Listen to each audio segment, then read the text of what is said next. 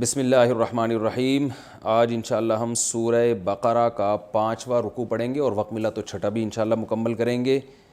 پہلے اس کا لفظی ترجمہ ہوگا اور مختصر گرامر ہوگی، اس کے بعد انشاءاللہ اس کی تفسیر۔ اعوذ باللہ من الشیطان الرجیم، بسم اللہ الرحمن الرحیم۔ یا بنی اسرائیل، یا کا معنی اے، بنی ابن کی جمع ہے، بنی کا معنی اولاد، اسرائیل حضرت یعقوب علیہ السلام کا لقب ہے۔ خیر یہ تفسیر میں بتاؤں گا۔ یا بنی اسرائیل، اے اسرائیل کے بیٹو یا اسرائیل کی اولادو، اذکرو نصر ینصرو، ذکر یذکرو، اس کا معنی یاد کرنا۔ جیسے انصر کا معنی مدد کر، آرڈر کا صیغہ ہے، تو اذکر کا معنی یاد کر، اور اذکرو اس کی جمع۔ اذکرو نعمتی، میری نعمت کو یاد کرو، التی وہ والی نعمت، انعمت علیکم جو میں نے تم پر کی۔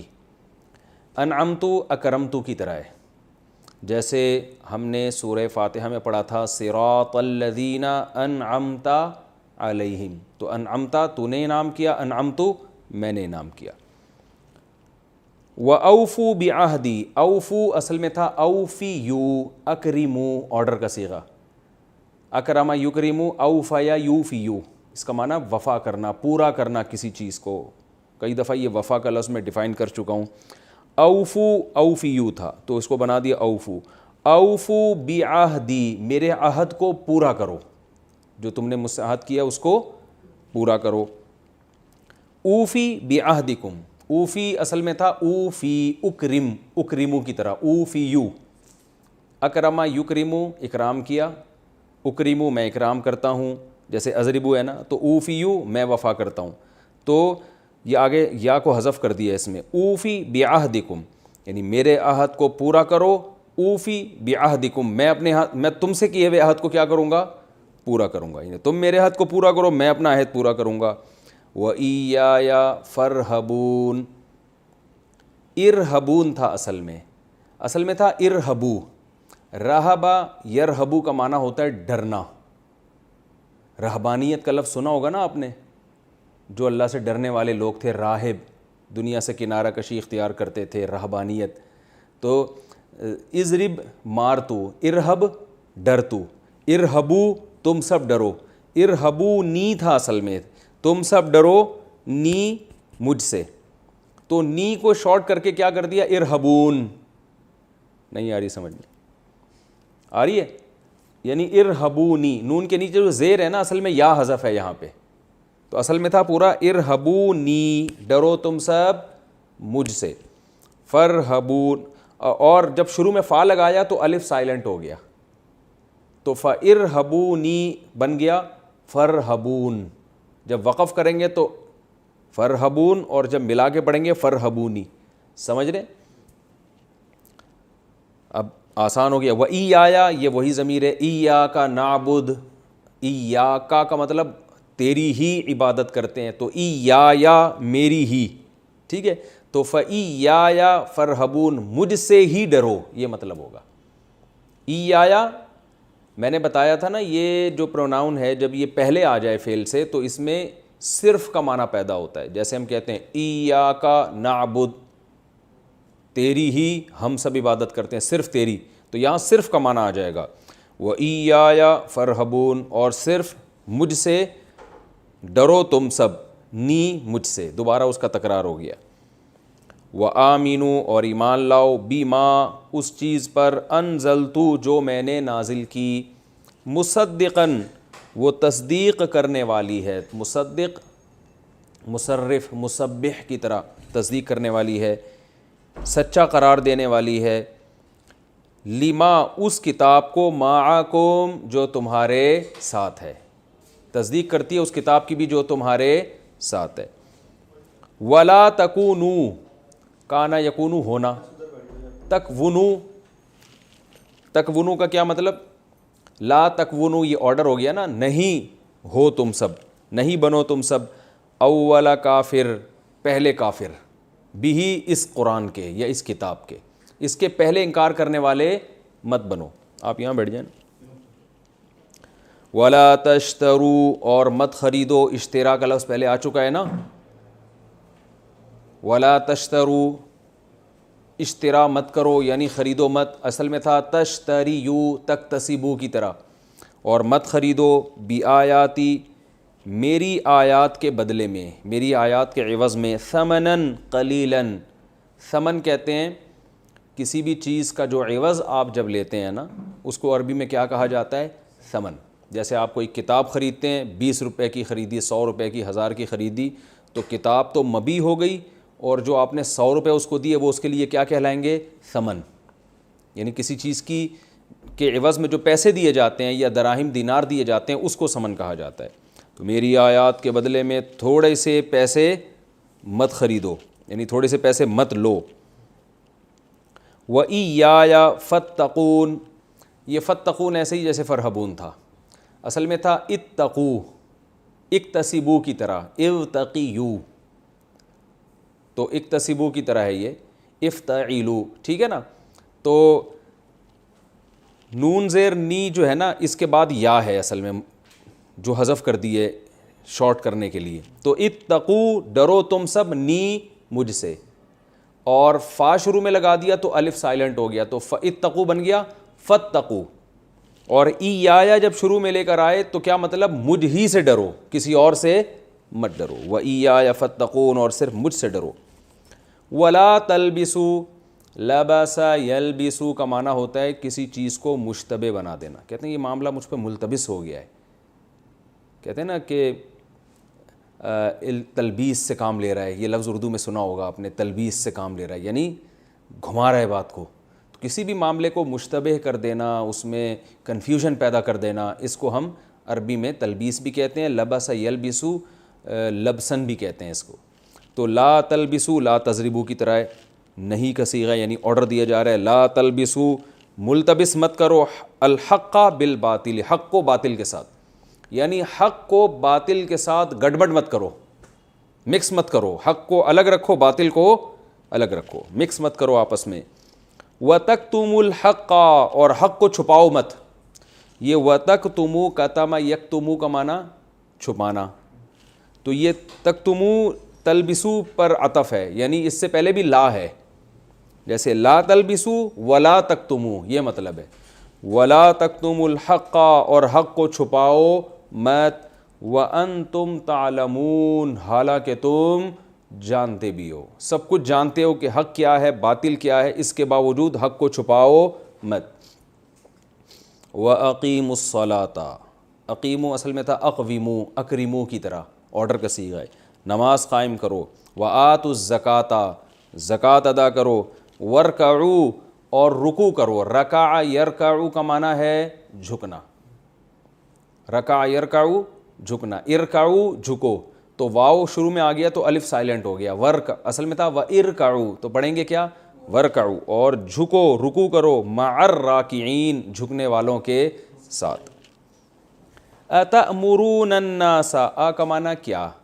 تأمرون امر کرتے ہو تم، تنصرون کی طرح فعل مضارع ہے، کیا امر کرتے ہو، کیا حکم دیتے ہو تم، الناس لوگوں کو، بالبری نیکی کا، بر کسے کہتے ہیں؟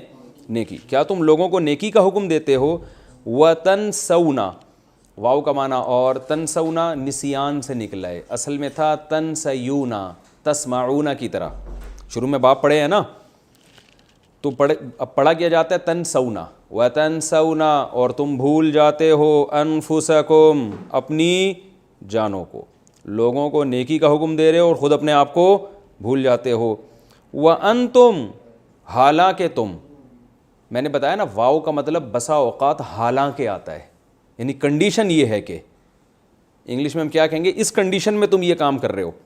اس کی میں نے اگزامپل بھی دی تھی، جیسے ایک آدمی کہتا ہے جاءنی زیدن، میرے پاس زید آیا، وہو راکبن، اب لفظی ترجمہ تو ہم کریں گے وہو راکبن کا مطلب اور وہ سوار تھا، بھائی میرے پاس زید آیا وہو راکبن، اور وہ سوار تھا، لیکن صحیح جو ترجمہ اس کا ہوگا وہ کیا ہوگا، میرے پاس زید آیا اس حال میں کہ وہ کیا تھا، سوار تھا، یعنی میرے پاس زید آیا، جب آیا تو کنڈیشن اس کی یہ تھی کہ وہ سوار تھا، پیدل نہیں تھا، تو ہم یہی ترجمہ یہاں ایسے موقع پہ کریں گے کہ کہ تم اپنے آپ کو بھول جاتے ہو، وَأَنْتُمْ تَتْلُونَ الْكِتَابَ، حالانکہ تم کتاب کی تلاوت بھی کرتے ہو.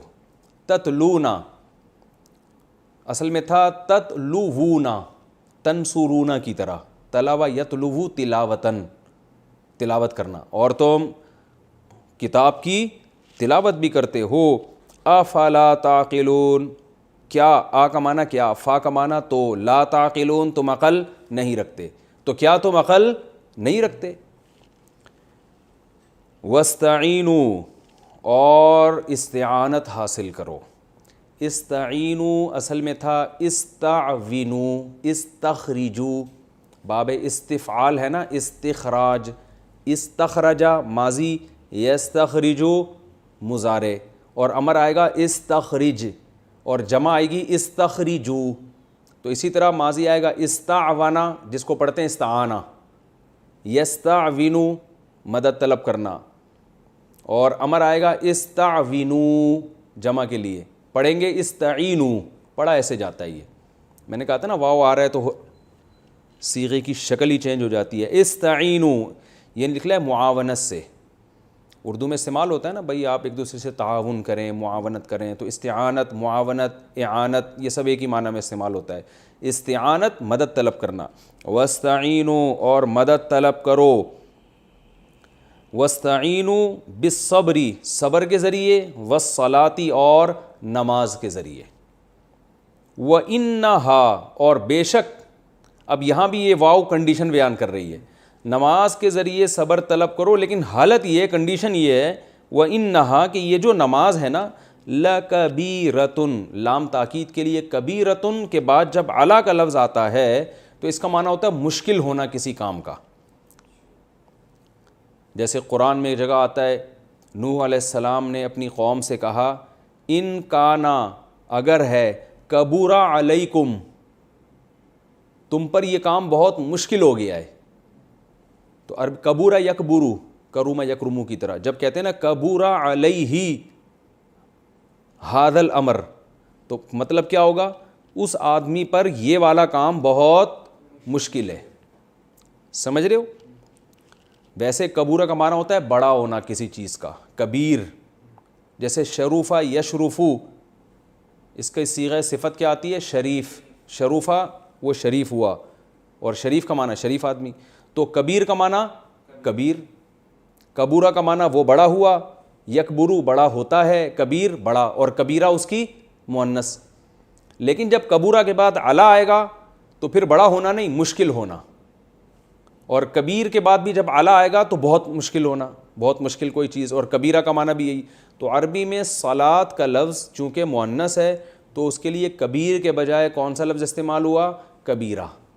اس لیے اللہ نے فرمایا وَإِنَّهَا، اور بے شک یہ نماز، لا لام تاکید کے لیے، یعنی یقیناً ایسی بات ہے، کبیرۃن الا علی الخاشعین، مشکل ہے مگر ڈرنے والوں پر. تو علا آ رہا ہے نا، تو یہاں کبیرہ کا معنی مشکل ہوگا، بڑا نہیں ہوگا کہ بہت بڑی چیز ہے مگر ڈرنے والوں پر، نا بہت مشکل ہے مگر کس پر، الخاشعین، ان لوگوں پر جن میں دن کے دل میں خشوع ہے، اللہ سے ڈرنے والے لوگ ہیں، ان پر مشکل نہیں ہے.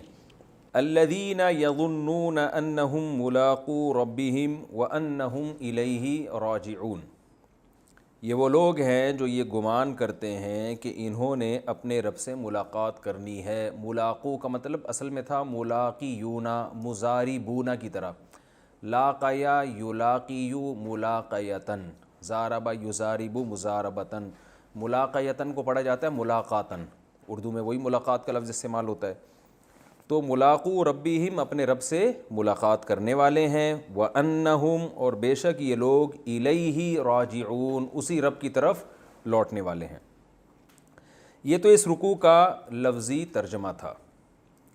یہاں سے بنی اسرائیل سے خطاب شروع ہو رہا ہے. تو قرآن مجید میں بنی اسرائیل سے بہت زیادہ خطاب ہے، تو اس کے لیے بنی اسرائیل کا پس منظر سمجھنا بہت ضروری ہے. اس سے بہت ساری قرآن کی آیتیں، جب تک آپ وہ نہیں سمجھیں گے تو آپ کو وہ قرآن کی آیتیں سمجھ میں نہیں آئیں گی. بنی اسرائیل سے قرآن کیوں خطاب کرتا ہے؟ دیکھیے، اسرائیل عبرانی زبان کا لفظ ہے، عبداللہ یعنی اللہ کا بندہ، یہ ترجمہ بنتا ہے اسرائیل کا. اللہ تعالیٰ نے حضرت ابراہیم علیہ الصلاۃ والسلام، جن کا تقریباً 3500 سال پہلے آج سے جن کا زمانہ ہے رسول اللہ صلی اللہ علیہ وسلم میں، اور حضرت ابراہیم علیہ السلام کے زمانے میں جو مورخین ہیں وہ کہتے ہیں تقریباً 2000 سال کا فرق ہے۔ تو رسول اللہ صلی اللہ علیہ وسلم کی بعثت سے 2000 سال پہلے شام کی سرزمین میں، شام میں یہ خوب ذہن میں رکھیے کہ شام میں آج کا شام صرف نہیں ہے، بلکہ فلسطین بھی شام میں داخل تھا، اور بھی بہت سارے ایریاز جو اب شام سے چھین لیے گئے ہیں وہ سارے شام میں داخل تھے۔ اس کی مثال ایسے ہے جیسے ہندوستان میں جب نبی صلی اللہ علیہ وسلم کے دور میں ہند کا یا ہندوستان کا ذکر کیا جاتا تھا تو اس میں پاکستان، بنگلہ دیش، برما، یہ سارے کنٹریز، سری لنکا، یہ سب اس میں داخل ہوتے تھے۔ تو حدیث میں شام کے متعلق جو باتیں آئی ہیں تو اس دور کا شام ہے۔ تو ابراہیم علیہ الصلاۃ والسلام بت پرستوں میں پیدا ہوئے، آپ کے والد کا نام تھا آزر۔ اللہ نے آپ کو بہت زیادہ آزمایا، سورہ بقرہ ہی میں ہے وَإِذِ ابْتَلَىٰ إِبْرَاهِيمَ رَبُّهُ بِكَلِمَاتٍ۔ اس وقت کو یاد کرو جب ابراہیم کو ان کے رب نے چند باتوں میں آزمایا، وہ بہت سخت آزمائش والی باتیں تھیں۔ تو اللہ تعالیٰ نے وہ آزمانے میں یہ بھی ہے کہ بچے کو ذبح کرنے کے لیے لٹایا جا رہا ہے، یہ تو بچے کی ولادت کے بعد ہے، اس سے پہلے بھی آزمائشیں ہوئی ہیں، اپنی زوجہ کو ایسی زمین میں چھوڑ کر جا رہے ہیں اللہ کے حکم سے جہاں قحط سے ہلاک ہونے کا خطرہ ہے، اور جو ہے آپ کے والد وہ بتوں کو بیچا کرتے تھے مگر آپ توحید کا نعرہ لگا رہے ہیں، تو آپ یہاں آ جائیں نا سامنے۔ تو ابراہیم علیہ الصلاۃ والسلام کو جب بہت زیادہ اللہ نے آزمایا تو اللہ تعالیٰ نے آپ کو جو دنیا میں ایک نعمت دی، اس نعمت کا قرآن نے ذکر کیا ہے، سورہ بقرہ ہی میں انشاءاللہ وہ آیتیں آگے آئیں گی۔ قال انی جاعلک للناس اماما، اے ابراہیم میں آپ کو لوگوں کے لیے امام بنا رہا ہوں، اور امام بنانے کی صورت کیا ہوگی؟ آپ کی اولاد میں نبوت جاری ہوگی، آپ کو اولاد بھی ملے گی اور اس میں پیغمبر بھی آئیں گے۔ تو ابراہیم علیہ السلام کو جب اللہ نے نعمتیں دیں تو 2 بیٹے دیے، اس میں ایک کا نام تھا اسحاق اور ایک کا نام تھا اسماعیل۔ یاد رکھیں یہ لیکچر آپ نے بہت غور سے سننا ہے، اس کو ذہن میں بٹھانا ہے، کیونکہ پیغمبروں کا سلسلہ سارا اسی طرح آپ کے سمجھ میں آئے گا، اور بنی اسرائیل کا کیا تصور ہے، اور گریٹ اسرائیل جو آج یہودی جس کی بات کریں، یہ ساری چیزیں آپ کی سمجھ میں اس پس منظر میں جب آپ قرآن کی تلاوت کریں گے نا تو یہ سمجھ میں آئے گا آپ کے۔ تو ابراہیم علیہ السلام کے 2 بیٹے تھے، ایک کا نام اسحاق اور ایک کا نام اسماعیل۔ اسحاق حضرت سارہ علیہ السلام کی اولاد میں، اور اسماعیل حضرت ہاجرہ علیہ السلام کی اولاد میں۔ اسحاق علیہ السلام ابراہیم علیہ السلام کا جو اصل وطن تھا فلسطین جسے آج کہا جاتا ہے، اس زمانے میں شام کی سرزمین کہا جاتا تھا، یہ ابراہیم علیہ السلام کا اصل وطن تھا۔ یہاں اسحاق علیہ السلام اور ان کی نسل چلی آگے، اور آپ حضرت ہاجرہ کو جو چھوڑ کر گئے وہاں جو جسے مکہ کہا جاتا ہے، بیت اللہ کہا جاتا ہے، وہاں اللہ کا گھر بنایا آپ نے، تو وہاں حضرت اسماعیل علیہ السلام تھے۔ ادھر اسحاق علیہ الصلاۃ والسلام کی اولاد میں یعقوب علیہ السلام پیدا ہوئے، جن کی بشارت اللہ ابراہیم علیہ السلام کو دے چکے تھے، وَمِن وَرَاءِ اسحاق یعقوب، کہ ابراہیم آپ کی اولاد میں اسحاق پیدا ہوں گے اور اسحاق کے بعد یعقوب، یعنی پوتے کی خوشخبری بھی اللہ نے پہلے ہی دے دی تھی، اور دونوں کو پیغمبر بنانے کا اللہ نے پہلے بتا دیا تھا۔ یعقوب علیہ السلام جو تھے ان کا لقب ہے اسرائیل۔ آگے یعقوب علیہ الصلاۃ والسلام کی بہت زیادہ نسل پیدا ہوئی، جن میں 11 بیٹے آپ کے قرآن نے تذکرہ کیا ہے، اور جن میں 2 ایک ماں سے تھے اور باقی 9 دوسری والدہ سے تھے۔ یعقوب علیہ السلام کے 11 بیٹوں میں ایک کا نام یوسف، جو حضرت یوسف علیہ السلام مشہور نبی، ایک کا نام بنیامین، اور باقی 2 دوسری زوجہ تھے، ان میں سے ایک کا نام یہودا تھا۔ تو اب یعقوب علیہ السلام کے ان بیٹوں کی اولادیں آگے چلی ہیں۔ یہ کیسے ہوئی ہیں؟ فلسطین، یہ جو ارض شام ہے، یہاں پر قبلہ تھا، بیت المقدس تھا، تو یہاں ابراہیم علیہ السلام کے جو یعقوب علیہ السلام کے جو بیٹے تھے نا یوسف علیہ السلام، تو بھائیوں نے جیلسی میں یوسف علیہ السلام کو کنویں میں ڈال دیا، جو سورہ یوسف میں انشاءاللہ ہم پڑھیں گے۔ وہ ہوتے ہوتے کنویں سے بالآخر قافلہ آیا، ان کو اٹھا کے لے گیا، اور مصر اس وقت بڑا یعنی ایک ترقی یافتہ ملک سمجھا جاتا تھا، ایک مہذب، ایک تہذیب تھی، ایک بہت زبردست اسٹیٹ تھی مصر میں۔ تو مصر کے بازاروں میں آپ فروخت ہوتے ہوتے بادشاہ کے محل میں پہنچ گئے، اور پھر وہ واقعہ قرآن نے بیان کیا، وہاں ترقی کرتے کرتے خوابوں کی تعبیر بتاتے تھے، قحط پڑا مصر میں تو ان کو حل بتایا، اور ان صفات کی بیس پہ آپ کو بالآخر مصر کا بادشاہ بنا دیا گیا۔ جب مصر کا بادشاہ آپ کو بنایا گیا تو یہ جو بنی اسرائیل تھے یہ سارے، یعنی یعقوب علیہ السلام بھی وہاں چلے گئے، حضرت یوسف علیہ السلام کی والدہ بھی، لوگ کہتے ہیں وہ والدہ نہیں خالہ تھی، مگر اس کی کوئی دلیل نہیں ہے، وہ والدہ ہی تھی۔ یوسف علیہ السلام کے والد، والدہ اور باقی جتنے بہن بھائی ہیں، کہا جاتا ہے تقریباً یعقوب علیہ السلام کے 90 کے قریب افراد تھے اس وقت، خاندان بہت بڑا خاندان تھا۔ یہ تمام کا تمام موو کر گیا مصر، جو ارض شام کو چھوڑ کر کہاں چلا گیا؟ مصر۔ وہاں سہولتیں تھیں، وہاں بہت کچھ تھا، اور سب سے بڑی بات اپنے بیٹے کی حکومت ہے وہاں پر۔ تو پھر بنی اسرائیل کی نسل وہاں بہت تیزی سے بڑھی ہے۔ تو اس دوران بنی اسرائیل بڑھتے رہے، لیکن چونکہ ظاہر ہے یہ تھے اقلیت میں، اتنے تو نہیں تھے نا کہ مصر کی جو بت پرستوں کی آبادی یا جو مشرکین کی آبادی تھی اس کا تو مقابلہ نہیں کر سکتے تھے۔ تو وہی ہوا کہ چونکہ ان کے پاس ایک مذہب تھا، صحیح بات تھی، تو لوگ حسد کا شکار ہوتے ہوتے بالآخر ان کے ہاتھ سے حکومت چلی گئی، اور ان پر ظالم بادشاہ مسلط ہوتے رہے۔ ہر جگہ ایسے ہی ہوتا ہے کہ آپ جہاں بھی اہل اسلام کو دیکھتے ہیں تو اگر کوئی ان پہ غالب آئے تو وہ ظلم کرتا ہے، کیونکہ وہ چاہتا ہے کہ یہ مذہب ختم ہو، اس مذہب میں اٹریکشن ہوگی نا تو اسی کو ختم کرنے کی کوشش کریں گے۔ تو اس زمانے میں جو بھی مصر میں بادشاہ آیا کرتا تھا اس کا لقب فرعون ہوتا تھا، یعنی یہ نہیں کہ فرعون مخصوص بادشاہ کا نام ہے، مصر کے ہر بادشاہ کو کیا کہا جاتا تھا؟ فرعون۔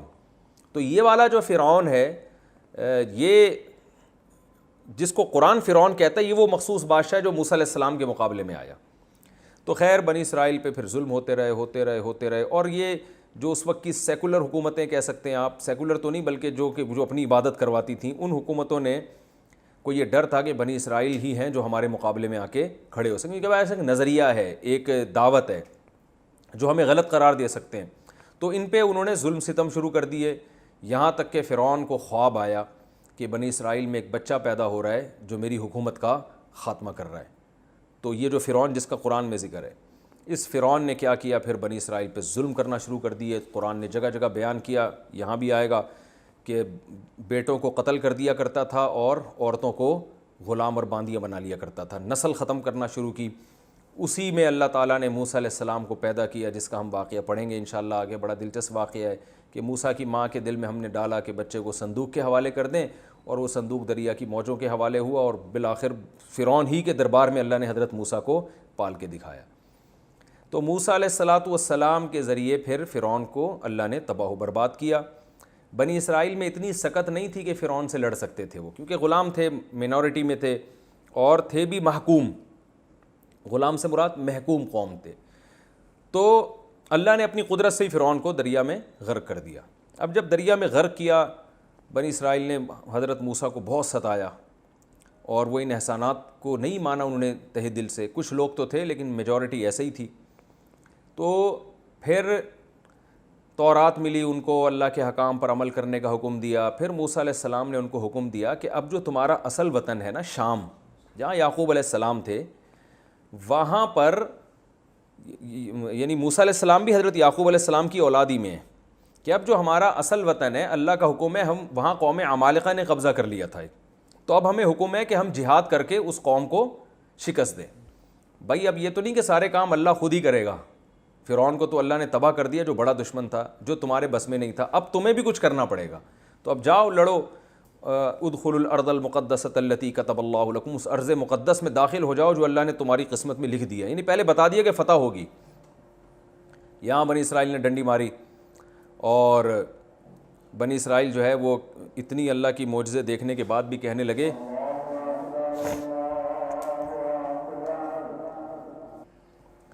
تو بنی اسرائیل کو جب موسیٰ علیہ السلام نے حکم دیا کہ اس سرزمین میں داخل ہو جاؤ جو اللہ نے تمہارے لیے تمہاری قسمت میں لکھ دی ہے، تو وہ آئیں بائیں شائیں کرنے لگے، وہ تو بڑے طاقتور لوگ ہیں، ہم نہیں جا سکتے ایسے، تو بہت موسیٰ علیہ السلام کو غضب آیا، اور موسیٰ علیہ السلام نے اللہ سے کہا کہ اللہ اب میری اس قوم سے علیحدگی کروا دے۔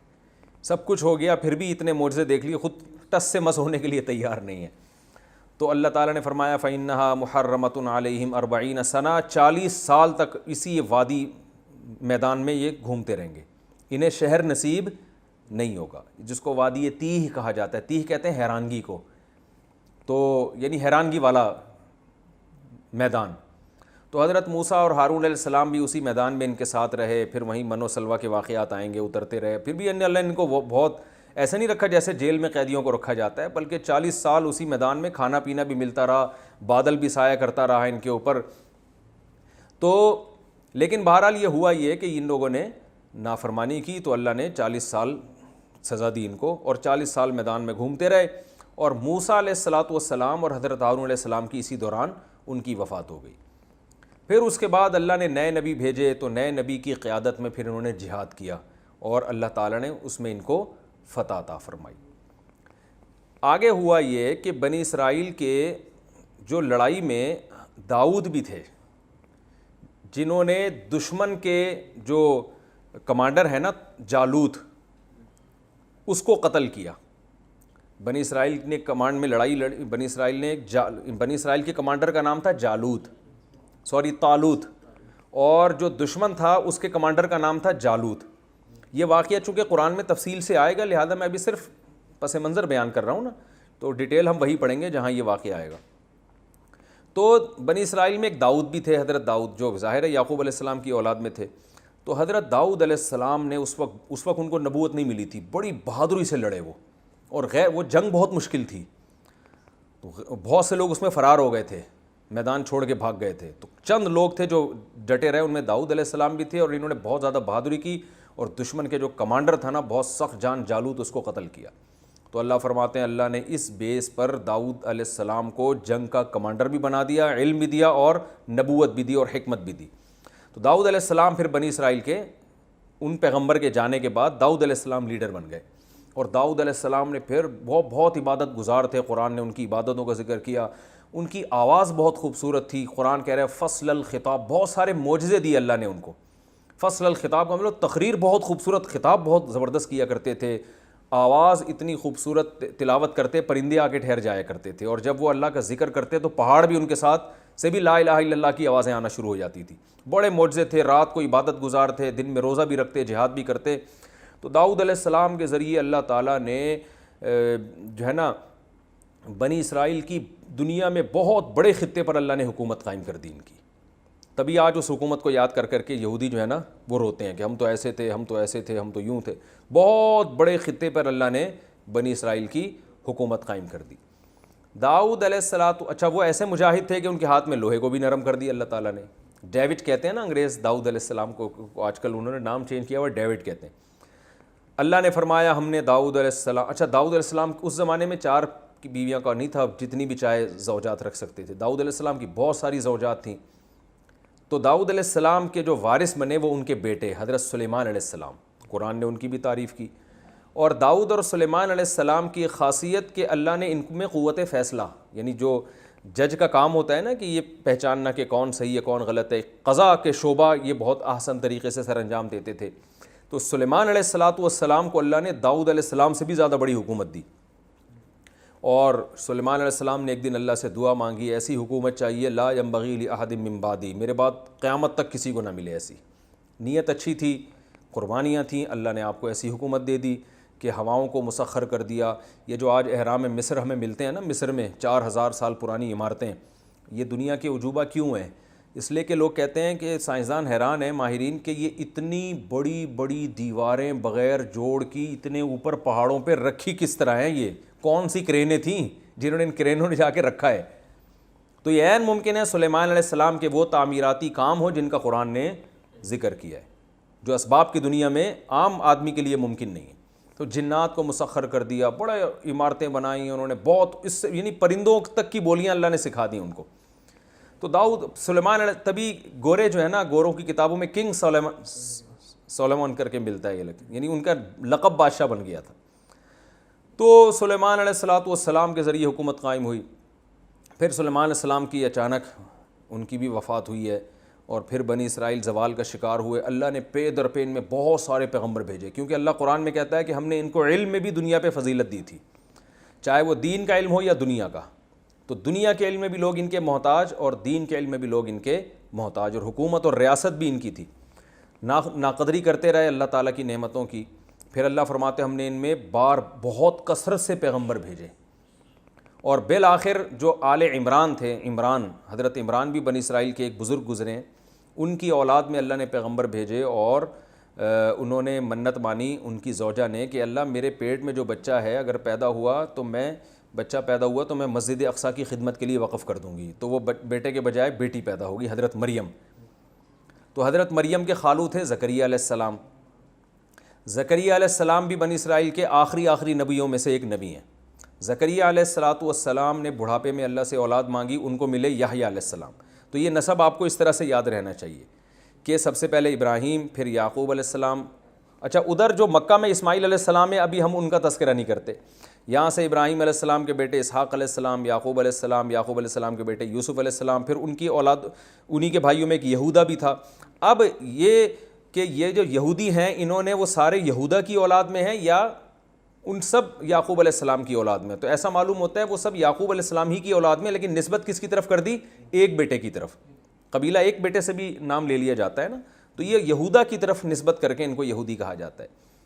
تو پھر ان میں پھر یوسف علیہ السلام کا زمانہ ہے، پھر یوسف علیہ السلام کے بعد مشہور پیغمبروں میں موسیٰ علیہ السلام کا زمانہ ہے، پھر موسیٰ علیہ السلام کے بعد داؤد علیہ السلام، پھر سلیمان علیہ السلام، پھر اس کے بعد آگے چل کے حضرت عمران جن کی نبوت کا قرآن نے تذکرہ نہیں کیا کہ وہ نبی تھے، ان کی پھر جو ہے نا ان کے خاندان میں حضرت زکریا علیہ السلام جو حضرت مریم کے خالو تھے.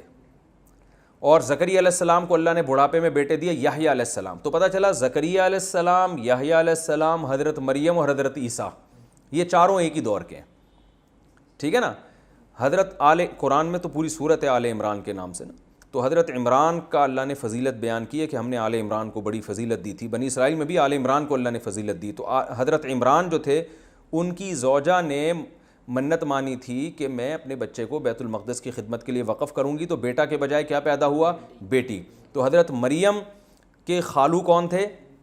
حضرت زکریا. تو حضرت مریم کو بچپن سے پالا حضرت زکریا نے، کیونکہ حضرت مریم کی والدہ کا انتقال ہو گیا تھا. تو پھر خالہ نے کفالت کی. جب خالہ نے کفالت کی تو یہ یعنی جو سرپرستی میں آ گئے حضرت زکریا علیہ السلام کی، حضرت مریم. تو حضرت مریم کی بھی بڑی کرامتیں قرآن نے بیان کی ہیں، بہت عبادت گزار. پھر حضرت مریم کے بیٹے ہوئے حضرت عیسیٰ. تو بنی اسرائیل نے حضرت زکریا علیہ السلام کو بھی قتل کیا، یہودیوں نے اپنے پیغمبر کو، یعنی کافروں نے، دوسروں نے نہیں مارا، انہی نے قتل کیا. اور قرآن نے اس کی وجہ بیان کی ہے، جب بھی کوئی پیغمبر ایسی تعلیمات لے کر آتے جو ان کی خواہشات کے خلاف ہوتی ہیں تو یا تو اس پیغمبر کا انکار کرتے یا اس کو قتل کر دیتے تھے. یہ چاہتے تھے ہمیں ہماری خواہشات کے مطابق دین چاہیے. تو زکریا علیہ السلام کو قتل کیا، یحییٰ علیہ السلام کو بھی قتل کیا گیا، اور حضرت عیسیٰ علیہ السلام کو بھی اپنے خیال کے مطابق قتل کیا. لیکن قرآن کہتا ہے کہ کیونکہ حضرت عیسیٰ بنی اسرائیل کے آخری پیغمبر ہیں تو اللہ تعالیٰ نے حضرت عیسیٰ علیہ السلام کو آسمانوں پہ اٹھا لیا، اور قرب قیامت میں وہ یہودیوں سے انتقام لیں گے. یعنی اللہ نے کہا کہ اب یہ سلسلہ جو ہے یہاں حضرت عیسیٰ علیہ السلام کو میں محفوظ رکھوں گا، قرب قیامت میں نازل ہو کر نبی صلی اللہ علیہ وسلم کے دین کی گواہی دیں گے.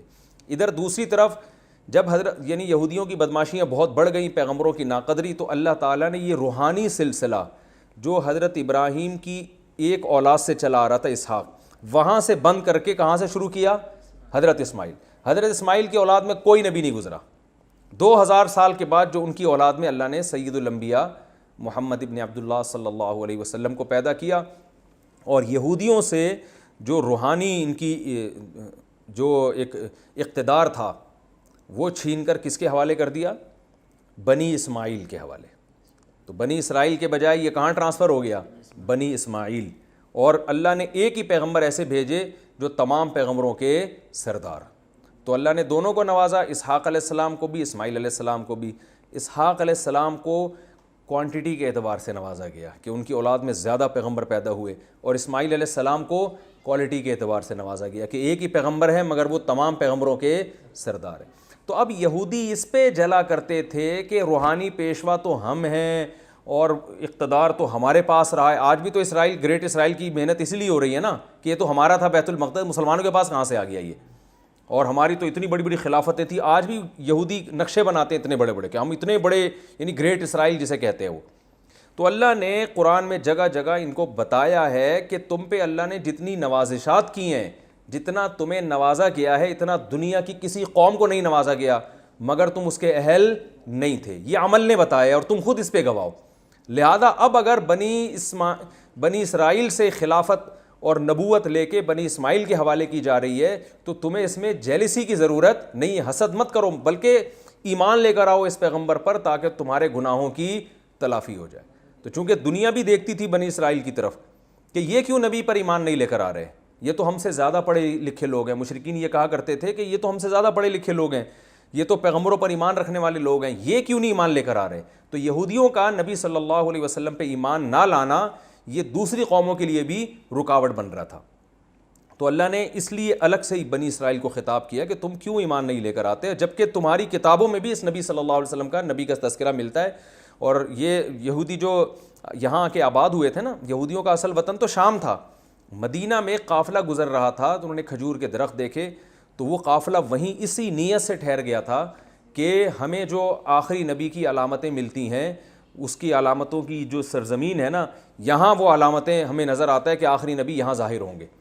تو بہت سے لوگ یہودیوں کے وہاں آ کے اسی نیت سے آباد ہو گئے تھے کہ ہم جب نبی ہجرت کر کے ادھر آئیں گے تو ہم ان پر ایمان لے کر آئیں گے. لیکن جب نبی صلی اللہ علیہ وسلم نے ہجرت کی تو ان کو حسد کی آگ نے پکڑ لیا کہ ہم کیوں ایک عربی کو کیوں مانیں ہم, اور ہم تو پڑھے لکھے لوگ ہیں, امی کی ہم اقتدا کیوں کریں. تو یہ تھوڑا سا پس منظر تھا تاکہ آگے آیتوں کو سمجھنے میں اس کی آپ کو جو ہے مدد ملے. اللہ تعالیٰ سمجھنے کی عمل کرنے کی توفیق عطا فرمائے.